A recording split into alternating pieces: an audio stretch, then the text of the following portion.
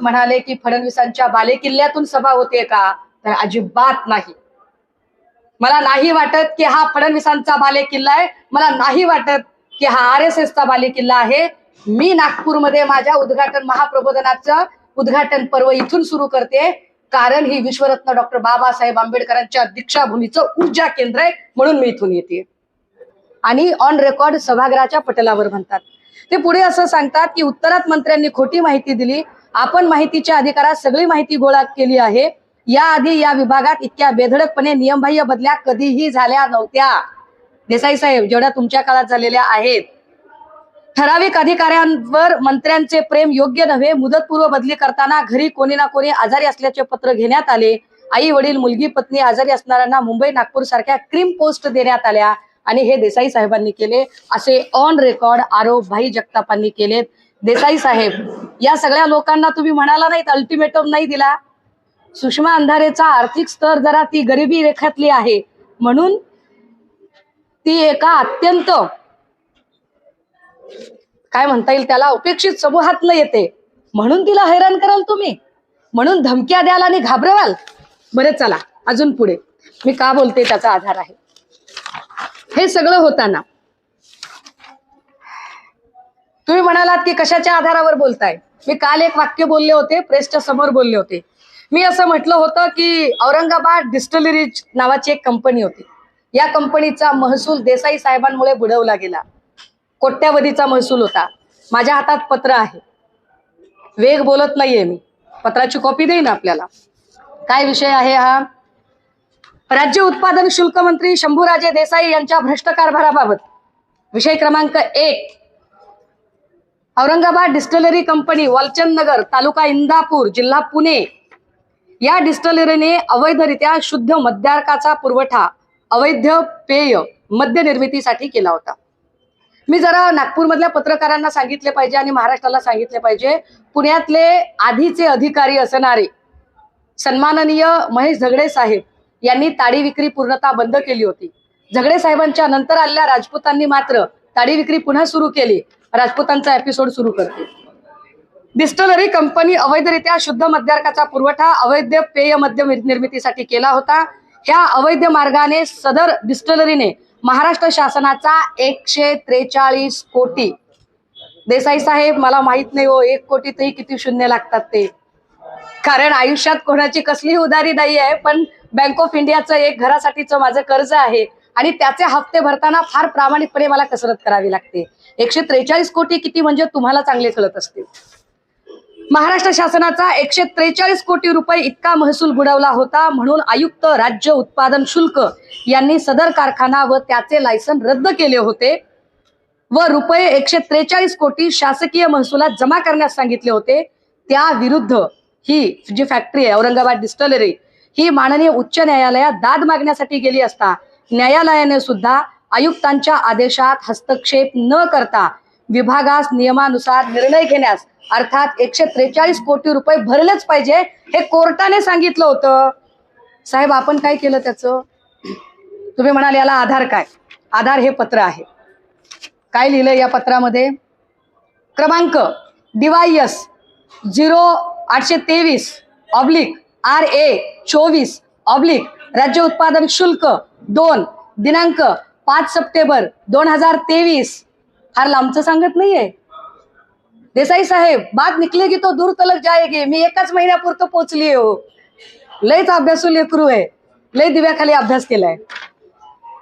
महाराष्ट्र दारूबंदी अधिनियम 1949 कलम 137 अन्वये केलेले अपील मेहरबान औरंगाबाद डिस्टिलरी लिमिटेड, वालचंद नगर, तालुका इंदापूर, जिल्हा पुणे यांनी शासनाकडे दाखल केलेल्या अपिलावर माननीय मंत्री राज्य उत्पादन शुल्क यांनी पारित केलेल्या 5/9/2023 रोजीच्या आदेशाची प्रत सोबत पाठवत आहे. कार्यासन अधिकारी महाराष्ट्र शासन. तुम्ही पत्र लिहिलं. तुम्ही तुमच्या दालनात बैठक बोलावली. 143 कोटीचा महसूल बुडवलेल्या कंपनीचं ज्याचं लायसन रद्द झालं होतं, हायकोर्टाने सांगितलं होतं की त्याच्यात कुणी हस्तक्षेप करायचा नाही. असं असतानाही त्या कंपनीची हिअरिंग तुम्ही तुमच्या दालनात बोलावली. पत्र आहे, त्याचं पत्र आहे. आणि काय म्हटलंय त्याच्यात तुम्ही. सदर प्रकरणात भ्रष्ट रीतीने, आता काही खोक्यांचा व्यवहार झाला की नाही तुम्हाला माहिती, चौकशी म्हणून तर मागतीये ना. कारण गरीब माणसाला तर दाद देणार नाही. देसाई साहेब तुम्ही सांगा, मी जर तुमच्याकडे आले आणि म्हणलं दादा जरा एक कप चहा प्यायचा होता आणि सहजच विचारायचं होतं, सांगाल तुम्ही मला माहिती? द्याल मला माहिती? याच्यामध्ये तुम्ही स्थगिती आदेश पारित केले, मंत्री यांनी स्वतःच्या खाजगी महसुलात तुम्ही हे जमा करून घेतलं. काय केलंय? शासकीय महसुलात जमा होणारा निधी हा स्वतःच्या खाजगी महसुलात जमा करून स्थगिती आदेश पारित केले. अशा पद्धतीने मंत्री यांनी, आयुक्त यांनी विस्तृतपणे आपल्या 18 पानी आदेशात मांडलेल्या वस्तुस्थितीला व विभागातील अधिकाऱ्यांनी केलेल्या कामाला आपल्या स्थगितीने केराची टोपली दाखवली.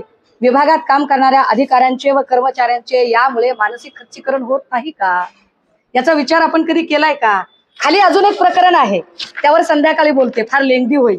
Venus wines wine shop licence क्रमांक 304 हे पुण्यातलं लायसन आहे आणि याच्यात राजपूतांचा कसा अधिकार आहे. आता राजपूतांचे व्हिडिओ, गरीब माणूस आहे, एकच मोबाईल, त्याच्यात सगळे व्हिडिओ आहेत, त्यामुळे मला ते दाखवता येत नाही कदाचित. ज्यांना पाहिजे असेल प्रत, डिस्टलरी कंपनी 143 कोटीचा जो आदेश होता त्याची प्रत इथे माझ्याजवळ उपलब्ध आहे. आता राहिला प्रश्न, हे जे चरणसिंग राजपूत आहेत जे या डिस्टलरी कंपनीमध्ये, चरणसिंग राजपूत कोण? हे पुण्याचे एक्साईजचे अधीक्षक आहेत. एक्साईजचे अधीक्षक चरणसिंग राजपूत. या चरणसिंग राजपूतांच्या अधीन अजून एक अधिकारी मिस्टर अबाने यांचा व्हिडिओ G24 तासने दाखवला होता. 5 दिवसांपूर्वी दाखवला, तो मी ट्विट केला. फुकट दारू प्यायला देत नाही म्हणून हॉटेलच्या मॅनेजरला मारहाण करतानाचा व्हिडिओ होता. त्यांचा काल 2 दिवसापूर्वीचा अजून एक व्हिडिओ आहे, मी ट्विट करते थोड्या वेळात, तो आत्ता माझ्याजवळ उपलब्ध नाहीये. एका बाईला मारहाण करताना रस्त्याने मारहाण करत आहेत ते. कारण काय ती त्याचे आता इथं बोलत नाही.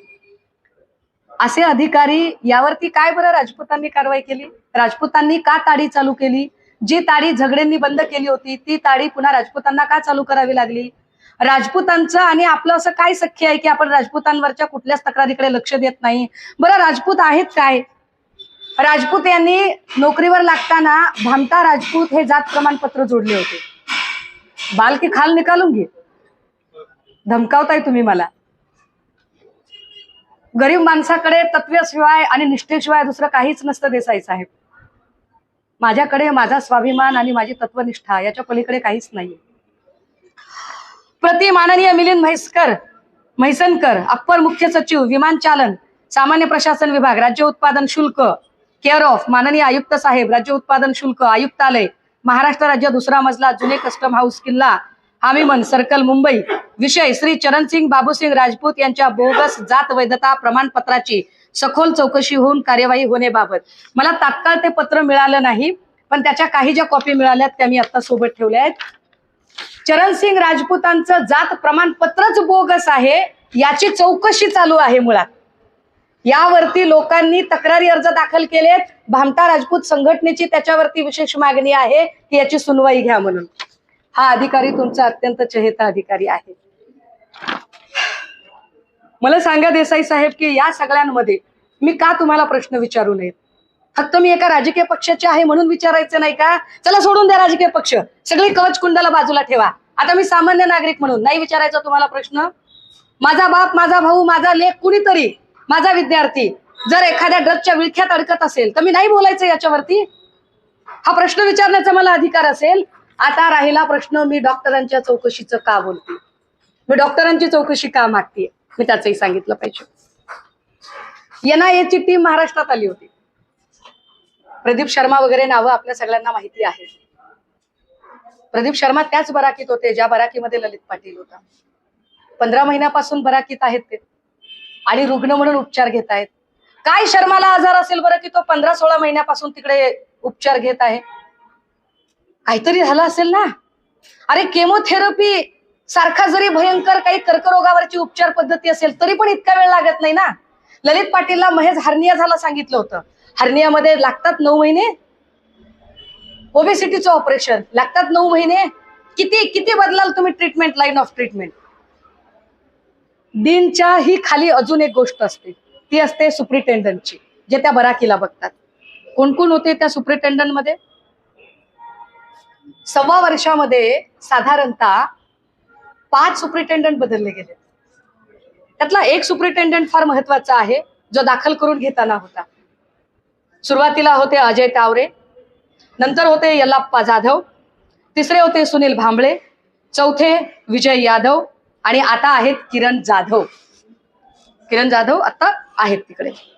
अजय तावरेंच्या बद्दल जरा सांगितली पाहिजे माहिती, की मी सांगायची गरज आहे का?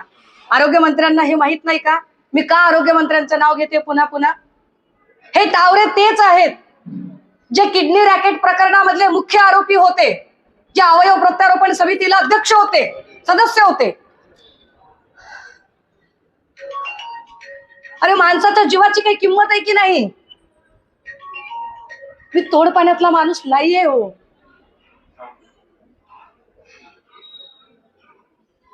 एकीकडे तुमचा पक्ष नवरात्र साजरी करतो,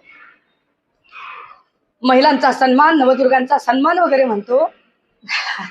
मी दुर्गा बिर्गा आहे असं मला म्हणायचं नाही, पण एक बाई लढते म्हटल्यावर कट करावं दादा.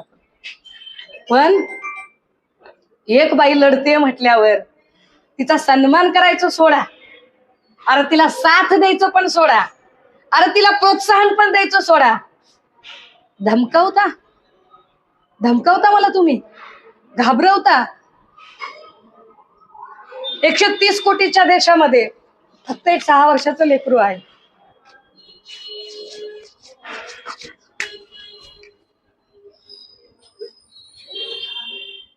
देवेंद्र फडणवीस साहेब काल 40 सेकंदाचा आपण बाईट दिला.